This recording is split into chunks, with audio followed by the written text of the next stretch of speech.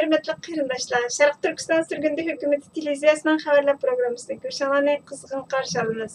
Sharq Turkiston Surgundi hukumati Kubaning Xitoyda turishliq elchisiga raddiya berdi. Sharq Turkiston Surgundi hukumati e'lon qilgan axborot matbuotlarda xabar qilindi. Yangi Zelandiya Xitoyni Uyg'ur kishilik huquq masalasi to'g'risidagi dokladga javob qaytarishga chaqirdi.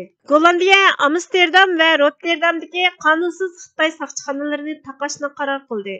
Diqqatlar tafsiliy mazmunlarida bo'lsin. Xitoy Birlashgan Davlatlar Tashkilotidagi 50 davlat 31 oktyabr kuni imzo qo'yib e'lon qilgan Xitoyning Sharq Turkistonda yurgizayotgan irqiy qirg'inchiligi, insoniyatga qarshi jinoyatini aytgan bayonotga qarshi Kubani qo'llanish orqali xalqi musulmon bo'lgan davlatlarni o'z ichiga olgan 66 davlatning qo'llashi orqasida qarshi bayonot e'lon qilgan edi.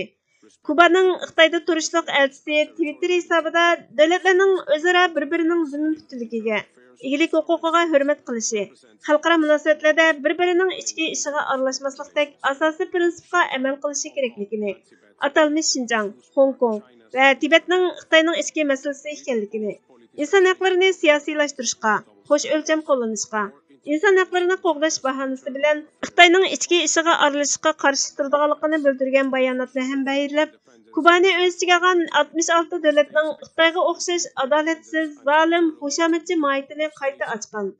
Sharq Turkiston Surgundi hukumati buningga raddiya berib, Sharq Turkiston Xitoy atib olgandek Xitoyning ichki ishi emas. Amaliyotda Sharq Turkiston besib olingan bir davlat. Biz 66 davlatni bo'lib, Xitoy imperializmi va Xitoyning Sharq Turkistondagi Uyg'ur va boshqa turkiy xalqlarga qarshi yurgizayotgan irqiy qirg'inchilikni qo'llagan musulmon davlatlarini ayblaymiz dedi.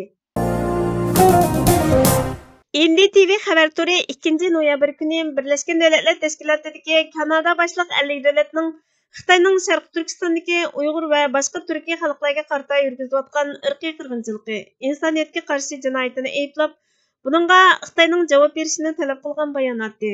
Musulmon davlatlarni o'z ichiga olgan 66 nomussiz davlatning sharmandalarcha Xitoyning qarshi bayonotini qo'llaganligi, Sharq Turkiston Surgundi hukumatining bu bayonotga qarshi axborot e'lon qilib, Xitoyni ayblagan 50 davlatga rahmat aytib, Xitoyni qo'llagan 66 davlatni ayblaganligi, Prezidentimiz G'ulom Osmon apandi va Bosh ministerimiz Salih Xudoyor apandining bu vaqtdagi so'zlarini, xalqaro jamiyatni Xitoyning Uyg'ur va boshqa turkiy xalqlarga qarshi yurgizayotgan irqiy qirg'inchilik, mustamlika qilmishi, Sharq Turkistonga bo'lgan ishg'oliyatini oxirlashtirish uchun harakatlanishga chaqiriq qilganligini tafsiliy xabar qildi. Yangi Zelandiya Xitoyni Uyg'ur kishilik huquq masalasi to'g'risidagi dokladga javob qaytarishga chaqirdi. Xabarlar markazi to'rining 1 noyabrdagi xabarda aytilishicha, Yangi Zelandiya bir kechada Birlashgan Davlatlar Tashkilotining Xitoyni atalmish Xinjiangdagi Uyg'ur xalqiga qartilgan og'ir kishilik huquq dafsanchiligi bilan ayblashining textcha muzokara qilinmaganligiga qarata, Xitoyni atalmish Xinjiangda yurgizayotgan inson haqlari dafsanchiligiga qarata jiddiy inkos qaytarishga chaqirgan cho'ng davlatlar qatoridan o'rin oldi. Birlashgan Davlatlar Tashkiloti Kishilik huquq komitetida Kanada o'tirg'i qo'ygan birlashma bayonotda davlatlar Xitoyning vaziyatiga intayin ko'ngil bo'ladiganligi, bo'libmi atalmish Xinjiangdagi Uyg'ur va boshqa turkiy xalqlarga qarshi yurgizayotgan kishilik huquq dafsanchiligiga bo'lgan andishasini o'tirg'i qo'ydi. Kishilik huquqni kuzatish tashkiloti buning orqasidagi davlatlarni Xitoyning kishilik huquq masalasini oshkora ayblaydigan eng cho'ng davlatlar guruhi deb tasvirladi. Xitoyning Birlashgan Davlatlar Tashkilotida doimiy turishliq elchisi Daybing bayonotida Amerika va boshqa g'arb davlatlarining maqsadining Xitoyni muqimsizlashtirish, uning taraqqiyotiga to'sqinlik qilish va kishilik huquq masalasidan foydalanib zo'migarlikni saqlab qolish ekanligini aytib muthamlik qildi.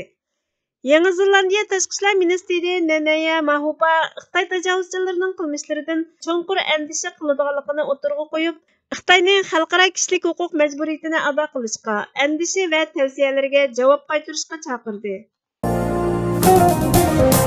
Gollandiya Amsterdam va Rotterdamdagi qonunsiz Xitoy soqchixonasini taqashni qaror qildi. Yavru xabarlari to'rining 2 noyabrdagi xabariga qaraganda, Gollandiya hukumati Xitoy tajovuzchilarining bu davlatda qurgan 2 qonunsiz soqchixonasini taqashni talab qildi. Taraflarning xabariga qaraganda, Xitoy tajovuzchilari 2018 yildan boshlab Amsterdam va Rotterdamda o'qituvchilarni nazorat qilish uchun soqchi markazlarini ishlatgan. Ommaviy tashkilotlarning aytishicha, soqchi markazlari tunilgan diplomatik xizmat sunish o'rniga siyosiy o'ksishchilarni jimiqtirish uchun peshqadam askariy va axborot yalmavuzlarini qo'llangan. Gollandiya tashqi ishlar ministri Wopke Hoekstra Twitter hisobida biz Xitoy bosh elchisidan Xitoy hukumatiga vakolatan Gollandiyada vazifa ijro qilayotgan atalmish Xitoy saqchi mulozimat polkiti haqida to'liq tushuncha berishni talab qildik. Ministerlik bosh elchiga qonunsiz saqchi markazlarining darhol taqilishi kerakligini uqtirdi. Bundan boshqa Gollandiyami qonunsiz saqchixonalarni tekshirib, ularning konkret faoliyatini aniqlayotadi dedi. Xitoy tajovuzchilari bu ayblashlarni rad qilib, qonunsiz saqchixona to'g'risidagi qarashlarning butunlay yolg'on ekanligini o'tirg'a qo'ydi. Xitoy tashqi ishlar ministrligining bayonotchisi Zhao Lijian chorshanba kuni Beyjingda o'tkazilgan qarorlik to'plab berish yig'inida silsilga olgan tashkilotlar saqchixona yoki saqchi mulozimat markazlari emas, yerli Xitoy fuqarolarining shopirlik kinishkisini yanglashga, badan tekshirish mulozimatiga munosabatli faoliyatlarga yordam berdi. Aloqador taraflarning o'rinsiz talab qo'ymasligini umid qilamiz deb turgan.